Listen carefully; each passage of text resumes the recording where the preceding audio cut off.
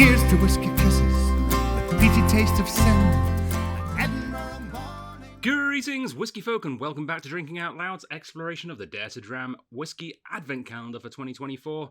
And welcome to Alberta Distillers, Rare Batch Issue number 1.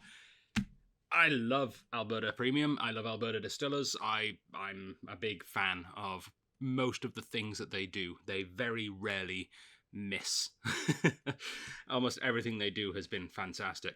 And this is one that was quite exciting when it first launched to me, because I absolutely loved their 25-year-old. Their 30-year-old is excellent. Their 25-year-old I thought was actually even better.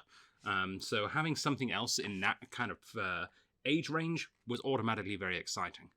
And then to see that they released it at 50% instead of 40%. Yeah. So this is apparently part of a new series that they're doing. I haven't seen a number 2 yet. I have seen another new series that they've started. In fact, we had it at our outturn recently. Not our outturn, other thing. The Whisky Showcase. We've got Batch 10. I don't know if you can see it on the camera up there, which is a really interesting Alberta Premium. Yeah, I'm intrigued by the fact that this is not Alberta Premium. This is Alberta Distillers. So they've kind of made a separate brand for this series of releases, apparently, which is kind of cool. A pristine epic land, clean air. I've never noticed the writing on the inside. Anyway, let's read up the little write-up here. Alberta Distillers Rare Batch Issue number 1. Alberta Distillers, a Canadian icon since 1946, revels in crafting robust rye whiskies from locally sourced grain and glacier-fed water. Known for bold spice, caramel warmth, and a touch of prairie spirit, each bottle captures the rugged essence of the Canadian Rockies. A whiskey brimming with character, grit, and true northern soul. This is from Alberta, Canada, a Canadian rye whiskey aged for 23 years, distilled in the year 2000.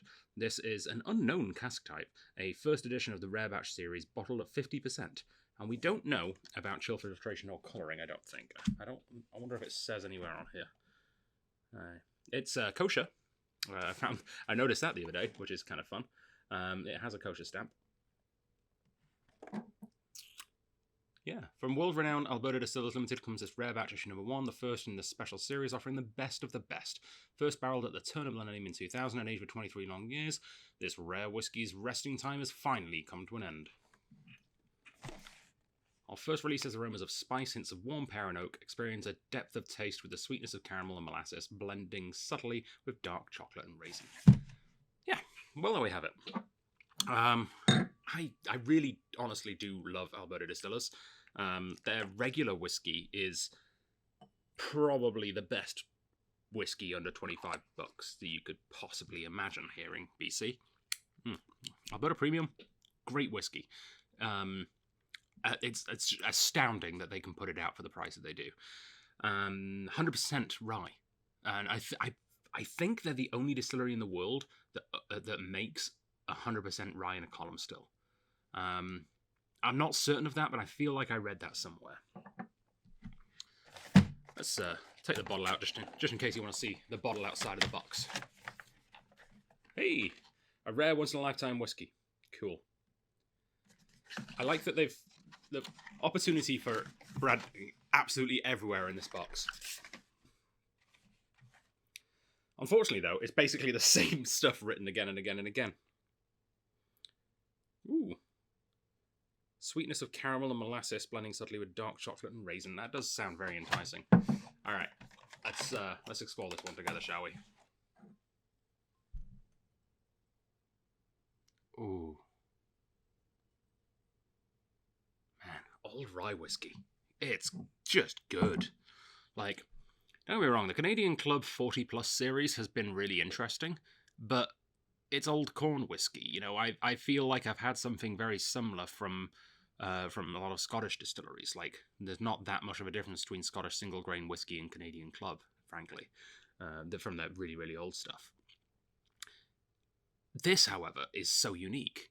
I don't think I've had a rye whiskey from anyone else that is even approaching this age. I know that you can get some lot 40s on the older side, but even those aren't anywhere near as old as this, and I've never had one. I think the oldest Lot 40 I've had is like 12.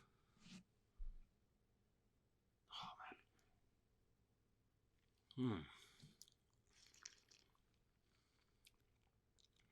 man. It's got this perfuminess that just, it just kind of bellows. You take a sip and it simmers and then it boils over. Oh, it's lovely. There is that little bit of a chocolatey raisin thing. I'm wondering if they maybe used sherry casks a little on this one. I'm not sure. I don't know. It tastes like an old rye, and that makes me a happy person.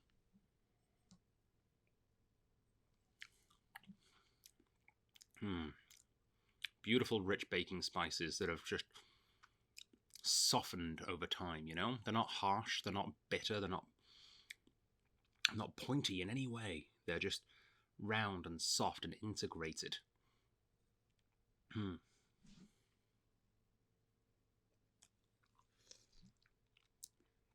Oh yeah, this whiskey's just been left to cook for the right amount of time.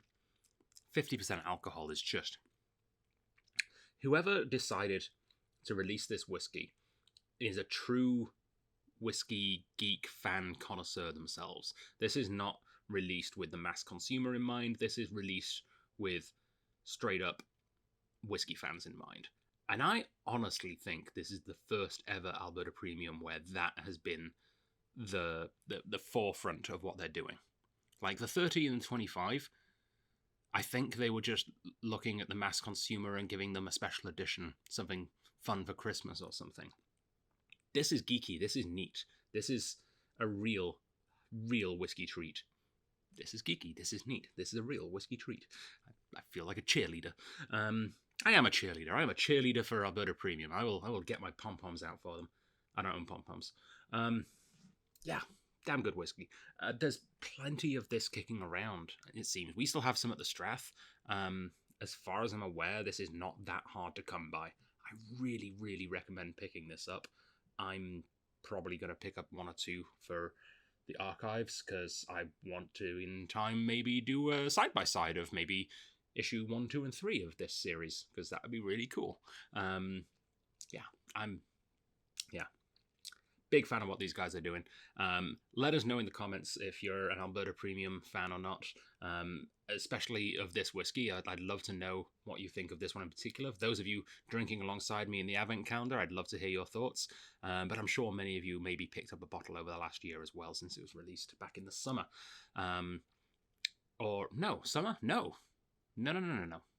It's been around longer than that. This was released at the BC Spirit release last year, so last November. This has been around for a year now, actually.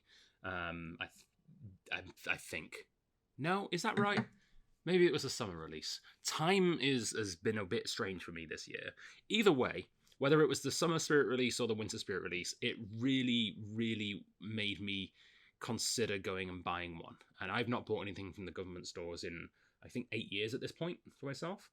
And I really, really considered buying one because I didn't know if we'd be getting any, but I trusted in the folks at Beam Suntory that we would, Suntory Global Spirits, they've changed their name this year, that we would actually get some here at the Strath, and they came through for us. So yeah, we've got this, it's available. It's where I picked up this bottle, and it's where I'll pick up my next bottle. And whether you pick it up from the Strath or elsewhere, I recommend grabbing a bottle of this. It's good. I'm a fan. I'm a big fan. All right, I'll see you tomorrow at day 14. Here we come. Find your way home.